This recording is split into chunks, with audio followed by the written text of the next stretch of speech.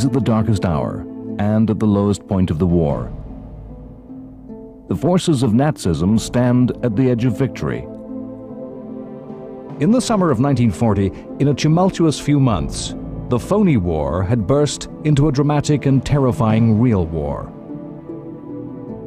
After a disastrous campaign in Norway, British Prime Minister Neville Chamberlain, the architect of 1930s appeasement, the man who had sacrificed Czechoslovakia at Munich, had lost the faith of British people in Parliament and had dramatically fallen from power.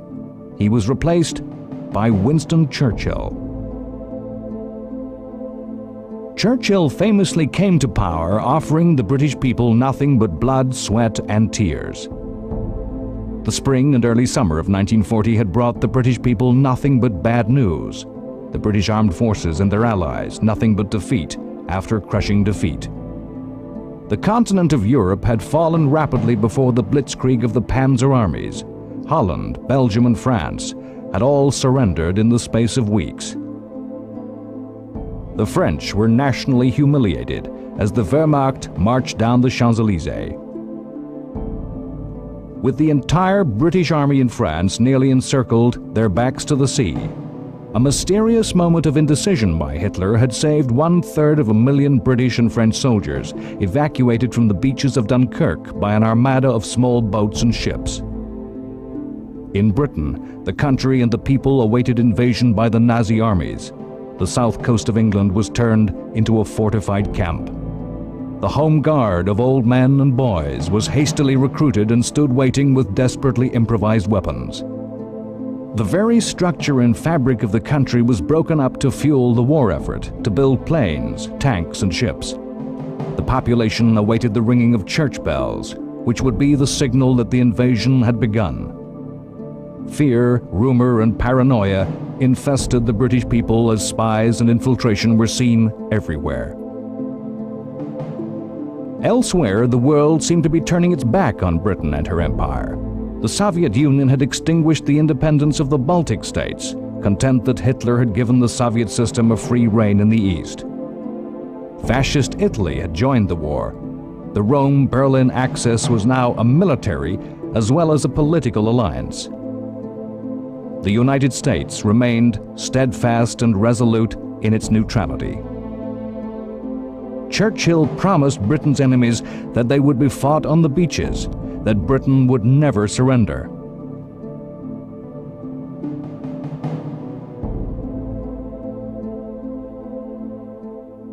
In the high summer of 1940, the battle for the survival of Britain and of freedom in Europe was not being fought on the beaches, but in the clear blue skies of southern England.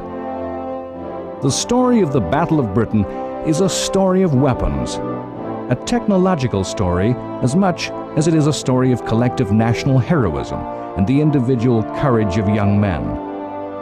In this, it is a retelling of an old tale. Since the very earliest days of warfare, of human conflict, the need to survive, the need to defend yourself against your enemy, has spurred the invention, innovation, and the creation of ever more destructive and more terrible weapons.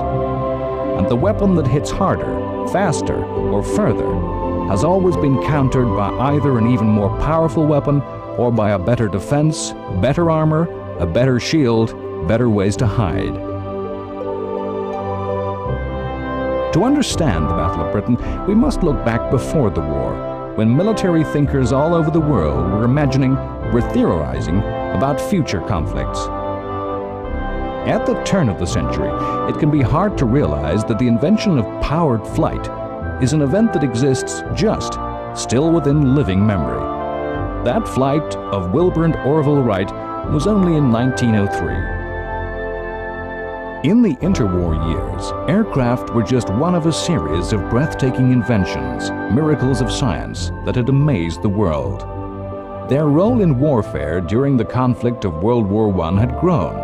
In 1914, the flying machines were consigned to reconnaissance, to acting as spotters and spies. By 1918, the war had pushed the technology forward, and specialized aircraft, war machines, bombers, and fighters had developed. The Great War had seen the first strategic bombings of civilian and industrial targets. ordinary people far from the front, where armies struggled, experienced the terror of aerial attack. By that war's end, the technology had advanced such that in 1919, a British strategic bomber was able to make the first crossing of the Atlantic Ocean. Military theorists seized at the airplane as a decisive weapon that could change the nature of warfare forever, as a way out of the horrors of trench warfare. Politicians saw the airplane as an awesome machine that could win wars cleanly, without casualties, in a matter of days. It was believed by politicians and soldiers in all countries that the bomber would always get through. Between the wars, it was widely believed that the next war would be fought with a short air battle, where one side's air force would be defeated, conceding air supremacy. Then, under threat of absolute destruction from bombers, victory would be conceded without any actual bombing of cities taking place. Perhaps warnings would be dropped into the centers of industry and populations would be evacuated in panic, and then denied to the enemy by the use of poison gas. Because the theory held, no sane government would risk devastation in this way. Wars in the future would be clean, short, with minimal deaths and destruction. Experience between the wars had seemed to prove that the bomber would always get through, and that air power would result in the predicted victory. Nazi bombers in support of Franco in the Spanish Civil War had wrought apocalyptic devastation upon Spanish Republican cities. The fate of the Basque city of Guernica was held up as a warning to the world of aerial power. The British Royal Air Force had ruthlessly used bombing to economically and painlessly, without British casualties, police the wilder parts of the British Empire, bombing the villages of rebellious tribes in Arabia and Afghanistan, sparing the cost and the risk of British ground troops.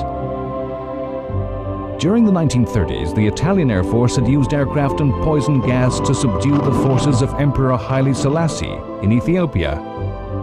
Of course, these easy successes were an illusion. The Spanish Republican government had no air force, no air defense system that could deal with what were state-of-the-art German aircraft. Guernica was a soft, undefended target.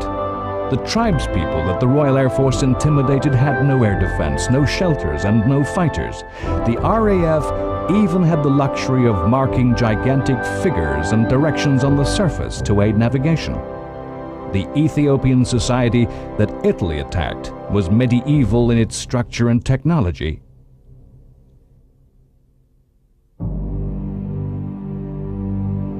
Even so, the Second World War, up to the onset of the Battle of Britain, had seemed to prove that air power was irresistible. Soldiers from Poland to France, across the entire continent, had cowered, fled in panic, and died under remorseless attack by German aircraft in close support of advancing German armies. Again, this success was not a proof of the air power theories. The use of aircraft as close support to land forces is a long way removed from strategic air power used by one industrialized, advanced country to defeat another.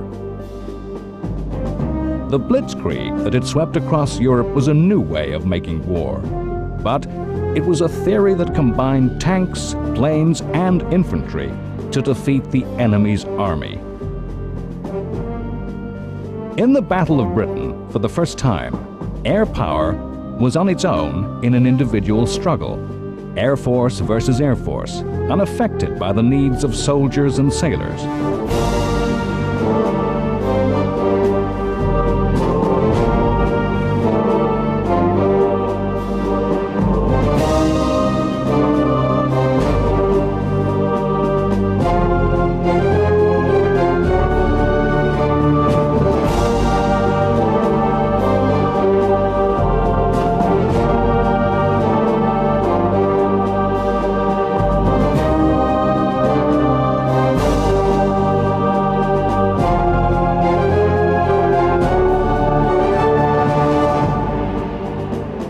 History likes to assign dates to the start and end of events.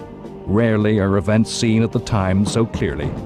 The Battle of Britain began at the instant that the Battle of France ended. All through July of 1940, there were skirmishes between fighters, minor raids as the two air forces fenced, feeling for their enemies' weaknesses. Hitler named August 13th as Eagle Day, when the main assault was to begin.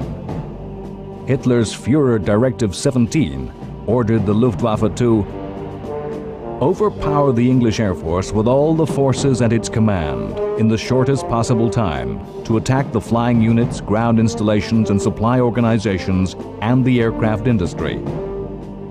The objective of the German Air Force on Eagle Day was simple: to destroy the British Royal Air Force completely. Then the Luftwaffe would be able to attack at will, striking anywhere, anytime. It would have air supremacy. With air supremacy, the British Navy would be powerless to prevent the German Army's proposed river crossing of the English Channel. Operation Sea Lion, the invasion and conquest of the British Isles, would begin. All over northern France and the Low Countries, the Luftwaffe gathered all its strength. The ancient Chinese philosopher of war, Sun Tzu, held that every battle is won or lost before it is fought. That every factor determining the outcome of a conflict is already in place, in the men, in the weapons, in the geography, in the minds and the plans of the commanders. In that summer of 1940, as the two air forces prepared to fight, each had their strengths and weaknesses. The RAF was small, numbering little more than 600 fighters. The British bomber force was to be irrelevant in the battle. But the fighter planes were the twin legends of the war, the Spitfire and the Hurricane. The Hurricane was a devastating attacker of the German bombers. Its armament and its design caused heavy losses to the Luftwaffe forces. Once the pilot had the enemy in his sights, the Hurricane made kills easily and quickly. The Hurricane was a dependable, strong aircraft that made its pilots feel safe. Its body was sturdy, and the plane could resist punishment and damage and get the man home. The Spitfire was undoubtedly the most beautiful aircraft. The smooth lines came from the natural needs of aerodynamics and were made possible by advanced revolutionary technology. The Spitfire, by far the faster and most agile. Its flying qualities meant Spitfires were the planes of choice to engage the opposing German fighters. A myth of the war was that the Spitfire won the Battle of Britain for the RAF. The truth was that Hurricanes were far more numerous and shot down many more German aircraft. Hurricanes were far easier and cheaper to build, and the better destroyers of bombers. The two aircraft together were to be the twin nemesis of the Luftwaffe.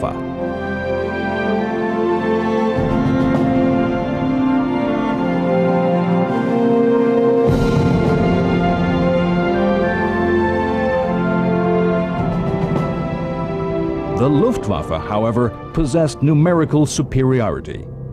A huge force of bombers, more than 1,000 aircraft strong, built to three designs: the Heinkel 111, the Dornier 17, and the Ju-88. The Heinkel and the Dornier both suffered from light bomb loads and poor defensive armament. The Heinkel's peculiar nose design made its crews feel intensely vulnerable. The Junkers 88 was the best German bomber, only slightly slower than the British Hurricane, and although a small aircraft, could deliver its bombs very accurately, as its airframe could take the stresses of dive bombing. All were medium bombers, not capable of carrying the devastating bomb loads seen later in the war. It was to be a major failing of Germany that its aviation industry never produced a working heavy four-engine bomber of the type that was to prove so destructive later in the war. As so often, the vanity and pride of the Nazi dictatorship was its downfall. The small medium bomber enabled a huge air force to be cheaply and quickly built. Masses of the medium-sized planes were more impressive as they flew over the Nuremberg rallies. In addition to the 3 medium bombers, there were 300 Stuka dive bombers, their distinctive wing shape the result of a design capable of near-vertical dives that enabled a light bomb load to be delivered with deadly accuracy. They were slow and clumsy planes in normal flight, and while these aircraft had terrified soldiers on the ground, they were yet to be tested in an Air Force-to-Air Force battle.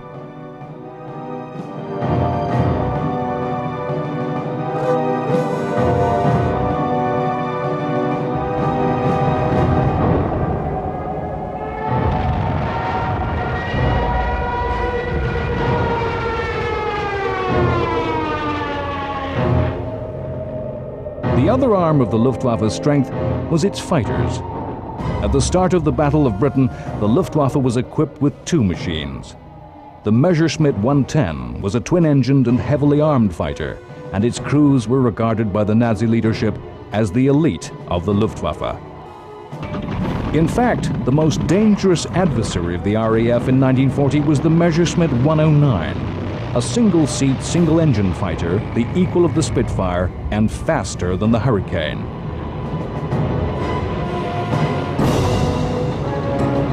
The angular lines of the 109 made it less naturally agile than the Spitfire, but the heart of the aircraft, its engine, gave the German plane its own advantages in air combat. Evenly matched in speed and armament, for as long as the war is remembered, the argument will be which was the best, whether Spitfire or Me-109 was the superior fighter.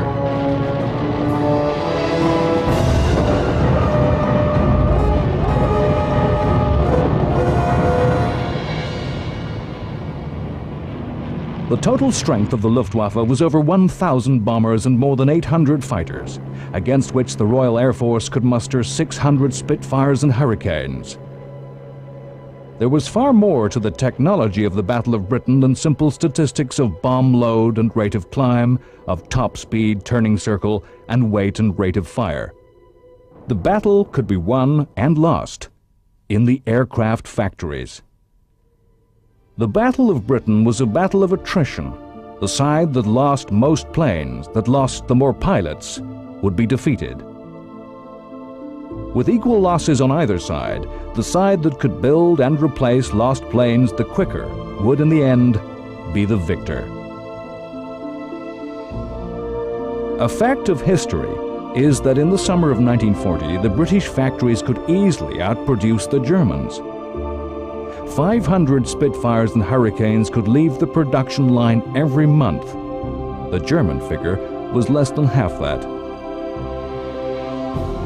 Attrition of machines and attrition of pilots.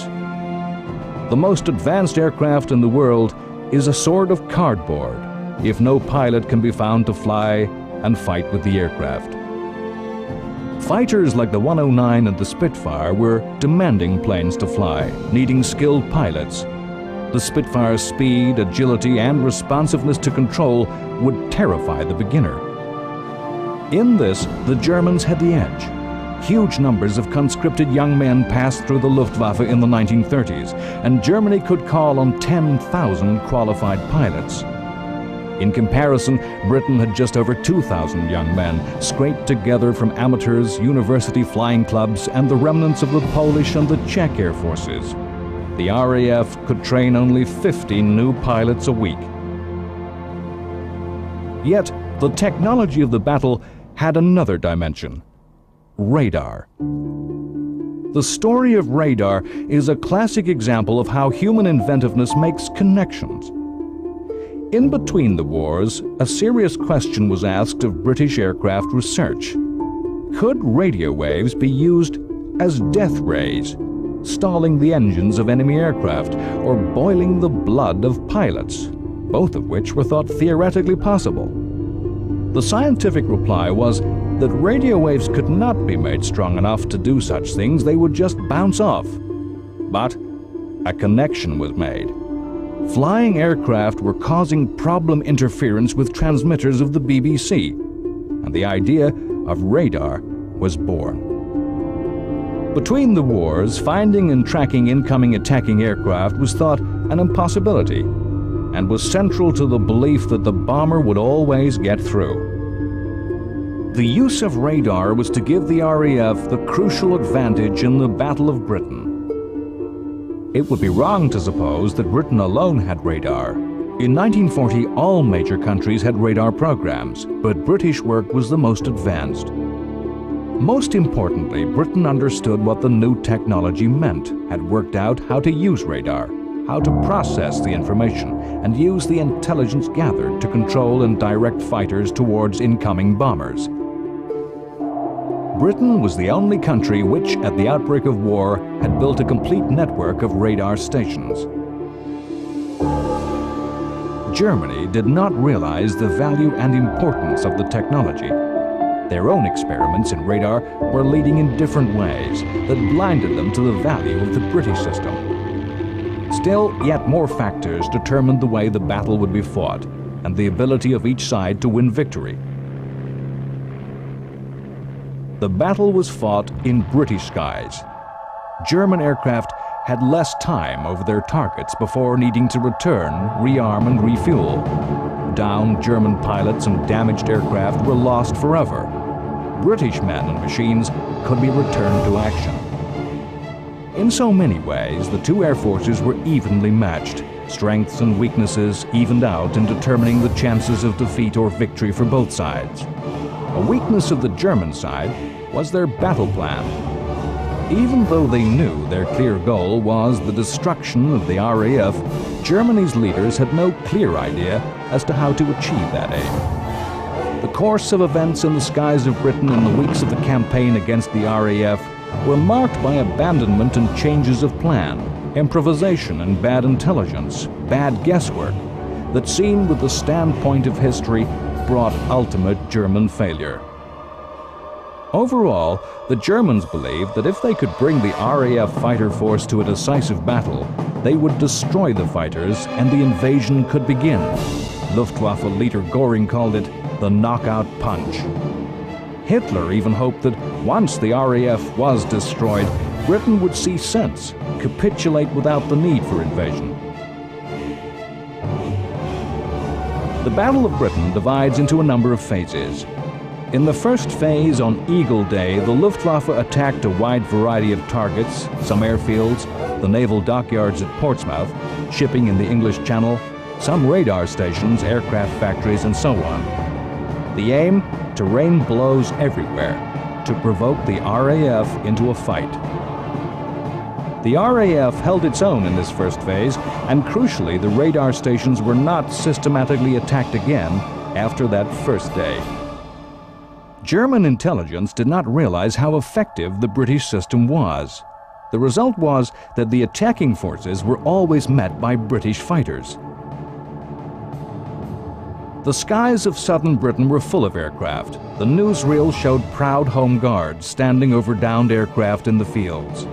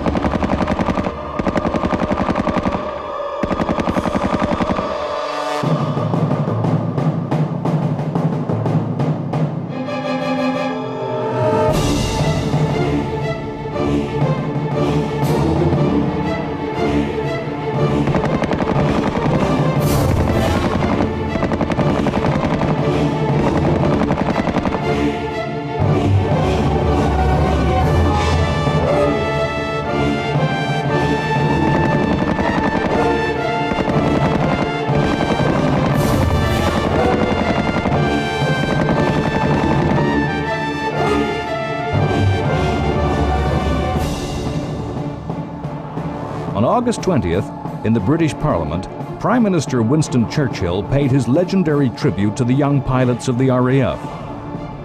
Never, in the field of human conflict, was so much owed by so many to so few. The few, and that was the point. The pilots of the RAF were few in number.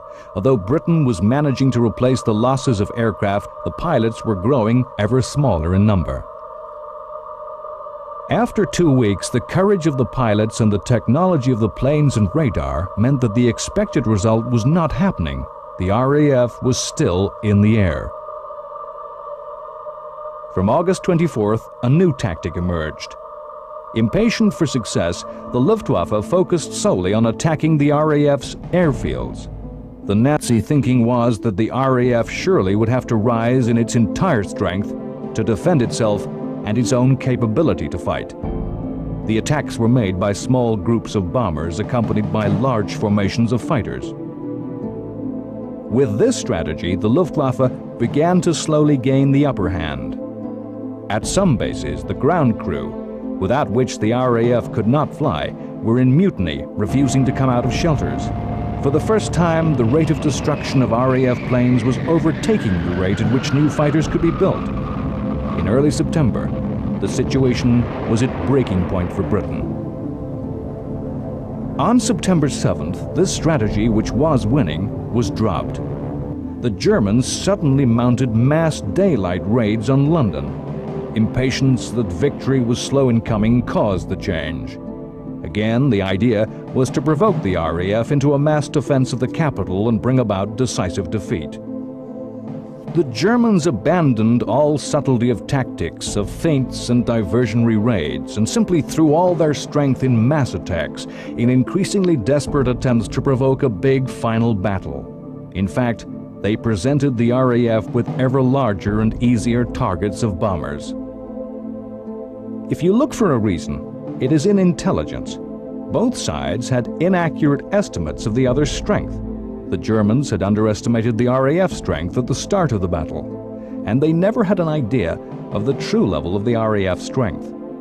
They were unaware of how bad things were for the British. They were seeing their own strength destroyed with no effect. Had the Germans known the true position, they would surely have persevered with attacks on the RAF's bases, with who knows what effect on the course of the history of the world. The change of targeting by the Germans initially caught Britain's air defense system off balance and wrought sorrowful destruction. On September 7th, only 92 anti-aircraft guns defended the capital. Even though their number was rapidly increased, those barrages were mostly useless, only driving attackers to higher altitudes from where the same weight of bombs fell.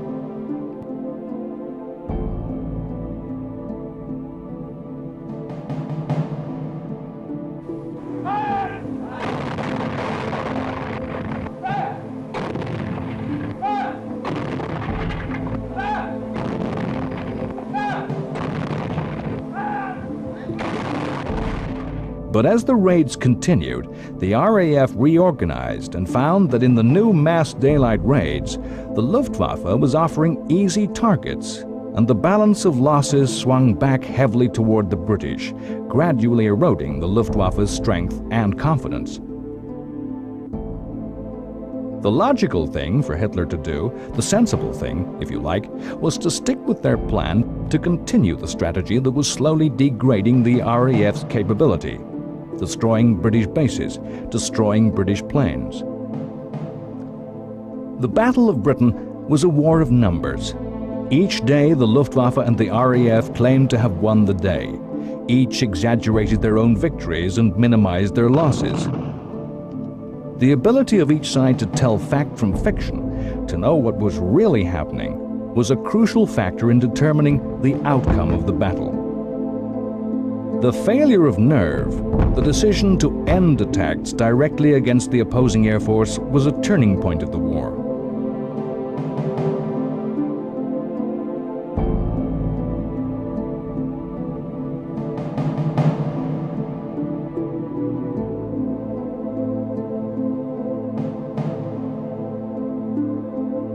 The Battle of Britain exists in myth as well as in history. But it's no myth that the future of freedom from the whole dark science of Nazi tyranny lay in the hands of little more than 2,500 young men.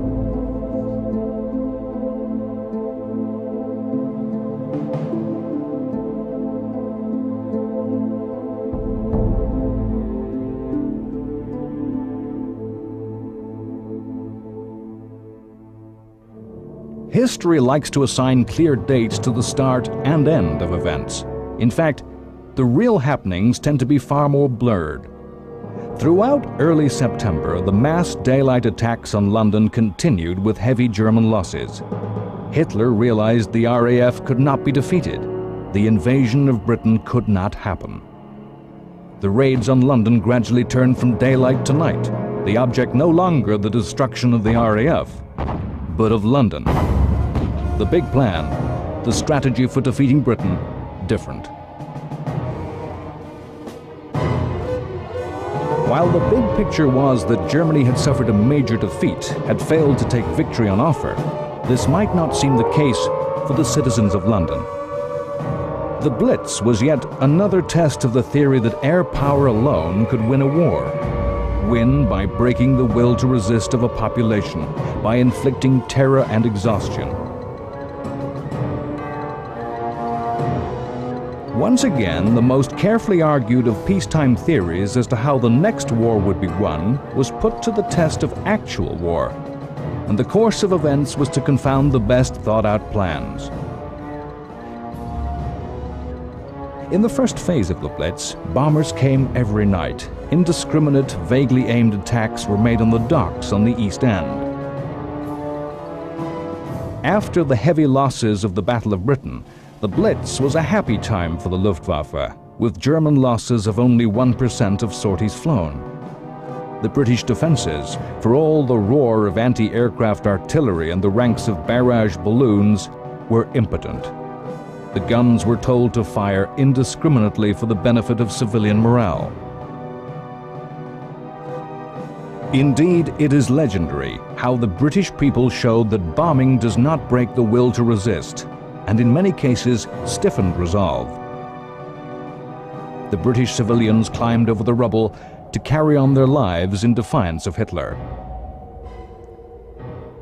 Looking back from a world where war and airstrikes are reported as breaking news, where the perception of a war is as important as the actual strikes, it is perhaps hard for us to see the Blitz as a media event, as news information, the same way as we see wars fought over 50 years later. Thanks to the Anderson shelter, we're quite safe. I think he dropped a couple of bombs on us and it shook the Anderson shelter like very hell. But when I heard the four boys talk to me, I was quite contented. The Blitz was the German attempt to make the British people reject the belligerent defiance of Churchill, to weary them of war, and prepared to accept peace on any terms. The Blitz was presented by the British in ways that outraged. Images of business as usual, of Prime Minister, of King and Queen with the victims of this terrorism were used to present the leadership as all in this together with the people.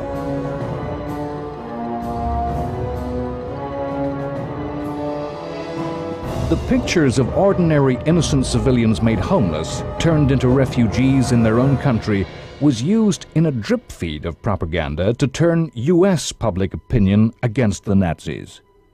The truth of the Blitz, as with all truth, is more complex than the fiction. In some places, civilians did flee the cities of Britain in panic. Some people did loot from bomb wreckage. Churchill was not always greeted with cheers. The British Communist Party tried to stir agitation, that workers were being allowed to die through lack of air raid shelters. We live in a world where politicians are too often led by public opinion polls. Polls are not new.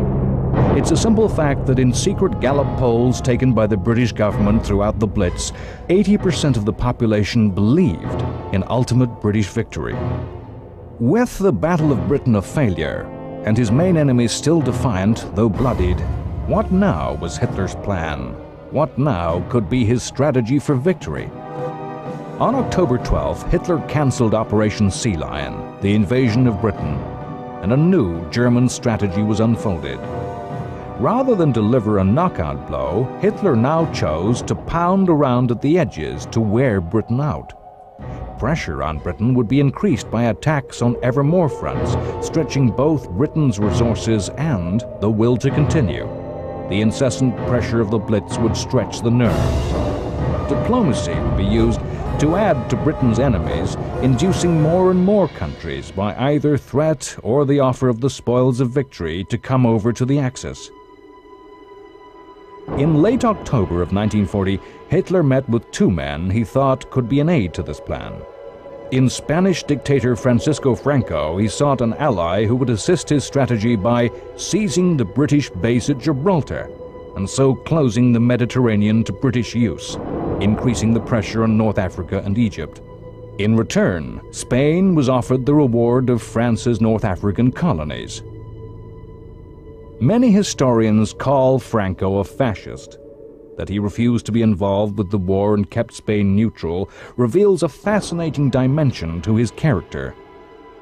Showing him not a revolutionary politician with a set of beliefs like Hitler, but rather a simple conservative, shrewd and ruthlessly realistic who thought only of his and his country's interests. Hitler was to say of his meeting with Franco, "I would rather have 3 or 4 teeth extracted than go through that again." Hitler met Vichy French leader Pétain and again offered the bribe of colonies. The French territory promised to Spain would be replaced with former British territories. In return, Vichy France had to enter the war on the German side. Pétain showed some of his old stubbornness and refused to become further involved. Already in mid-September, as part of this new strategy of encirclement and a widening of the war, Italy had attacked Britain in Egypt. Italian forces based in Libya, which was then an Italian colony, had invaded Egypt, which was a British protectorate, ruled as part of the British Empire. An ancient country, significant in world history millennia before, was once more a player on the center stage of world events. This was not part of Mussolini's usual posturing, a vainglorious move to make his fascist state look like a new Roman Empire. There was a clear, focused, strategic goal for this attack. The purpose was to cut off British supplies of oil from the Middle East and Arabian states, from Iraq and Iran, then all under British domination, if not direct rule. Without these supplies of oil, Britain would simply lose the war. The invasion of Egypt would cut the Suez Canal, an actual and symbolic link to Britain's worldwide empire.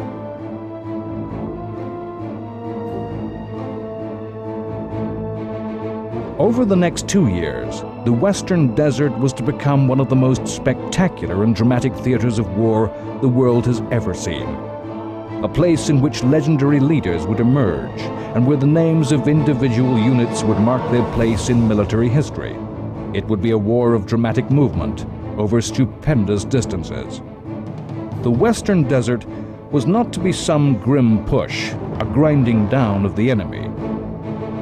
It would be a conflict with astounding reversals of fortune, with both sides riding astride a seesaw of victory and defeat.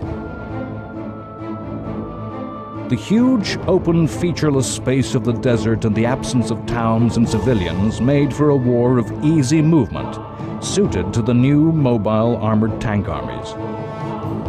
It was to be a war fought with what would be seen as old-fashioned chivalry and respect for the opponent. Later, when Germany became drawn into the conflict, the absence of SS troops removed the worst excesses of brutality and reprisal that were to be found elsewhere. With hindsight, the Western Desert Campaign would be of major significance in the eventual outcome of the war, but the numbers involved were tiny compared to forces engaged elsewhere in the world. Italy's North African campaign of 1940 was the first time that Mussolini's forces had been pitched into a campaign of their own against another industrialized modern state, as opposed to terrorizing armies barely out of the 15th century as in Ethiopia. The invasion of Egypt was the first where Italian generals had had to plan a campaign, rather than ride to victory on the backs of others, as they had when Italy belatedly joined the invasion of France.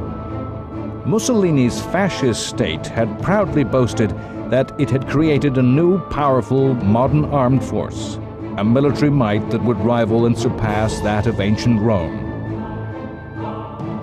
The history of World War II shows that these armies were not successors of the legions, and Mussolini was no Caesar Augustus. The truth was that although vastly expanded in number, with splendid uniforms, and no more or less brave than most soldiers of the time, Italy's troops were poorly equipped. What good modern weapons the country possessed were spread so thinly as to be useless. The body of men 230,000 strong that attacked Egypt was more of a 19th century force than a modern mobile armored army. The Italians slowly attacked, moved inside the Egyptian border, and after 3 days halted, waiting for more supplies to catch up. If the aim of Italy's Egyptian attack was in part to deny Britain oil, the Axis made moves of its own to ensure security of supply. In October, German forces moved into Romania, a move made to guarantee the Axis the only source of oil in the European mainland. This was not an invasion. Romania was a dictatorship and already sympathetic to the Nazis. In Europe, the war continued to spread to more and more European nations.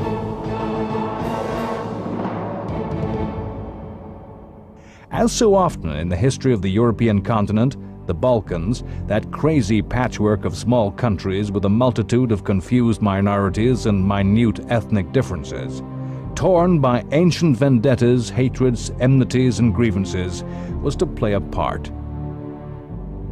A small Balkan conflict began, which was to be part of a far greater significance in the big picture of the history of the war. On October 28th, Italy invaded Greece, basing its attack from the neighboring territory of Albania, which Italy had occupied since April 1939. This was a war with little purpose other than the pride, vanity, and ego of Mussolini. To create a new Roman Empire, to avenge the loss of the tiny Ionian island of Corfu to Greece in 1923, and to show Hitler that Italy was not to be the junior party to the Axis.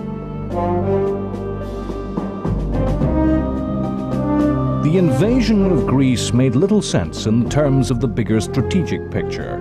The invasion was to widen the war in a way that hindered Axis plans. Hitler looked toward a historical destiny of an eventual titanic struggle with Stalin's Soviet Communist Russia, a war he saw central to the future of civilization.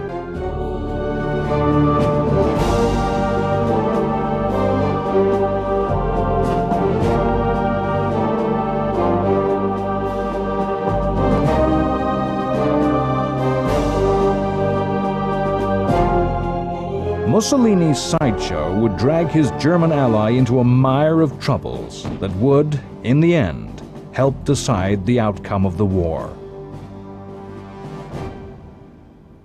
In the North Atlantic, the pressure from U-boat attacks was mounting to ever greater levels. There was a tremendous shortage of convoy escorts, of the small warships that could shepherd the groups of merchantmen across the ocean. The United States had a vast store of near-obsolete World War I destroyers known as the Four Stackers for their distinctive design. American President Roosevelt struck a ruthless deal with Churchill to receive the use of these spare ships as an instant enlargement to the Royal Navy. The British had to sign away control of their bases in the West Indies and Canada, giving them to the U.S. Roosevelt did not wish to appear to be violating U.S. neutrality, and his hard-headed assessment was that Britain was likely to fall. The American president feared that a future Britain, now in the Nazi camp, would allow German warships and German U-boats to be based in the Caribbean. It was a deal of which the U.S. obtained the best part, By the end of 1940, only 9 of the promised destroyers had arrived. Looking back on the events of 1940, we think of the year as part of the unfolding drama of World War II. Of course, to the people of 1940, it was not yet a world war. It was rather a European war. The transition to global conflict was yet to be made. With hindsight, again, the growth of the war to envelop the world was inevitable. But again, this did not seem the case in 1940. In September, while the Battle of Britain was reaching its height on the other side of the world, the Empire of Japan was marching on its path to war. Crucially, Japan took the decision to attach its destiny to that of Hitler, joining the Axis alliance. Why should Japan do this? What had Japan in common with Nazism, an ideology of racial superiority of white European peoples? Japan had felt threatened by the 1939 Nazi-Soviet alliance, a move which had taken Japan totally by surprise. The Soviet Union was a strategic threat to Japan's ambitions on mainland Asia, in China, and Manchuria. The driving forces of Japanese policy were the Army and Navy. By allying with the Nazis, Japan saw the Northern Soviet threat nullified. Japan saw an oncoming war with the United States as inevitable, and after the fall of France and Holland, believed the resources of the European colonies of Southeast Asia would be needed to fight a war against a strong industrial power. Across an ocean from the struggles of Europe, in the United States, a realization of the direction which history was flowing led America to introduce conscription in peacetime for the first time. We have come to realize that the greatest attack that has ever been launched against freedom of the individual is nearer the Americas than ever before. The Selective Service Act registered American men, and some were chosen for military service. The service of the draftees was restricted to the Western Hemisphere and U.S. territories, but the act was an important step to preparing the United States for inevitable conflict. The growing, expanding nature of the European war was the dominant issue of the 1940 presidential election in America. In a broadcast days before the election, Franklin Roosevelt promised the American people, "Your boys will not die in foreign wars." This promise helped Roosevelt win a record third term in office. FDR's place in American history as one of the greatest of peacetime presidents was already assured.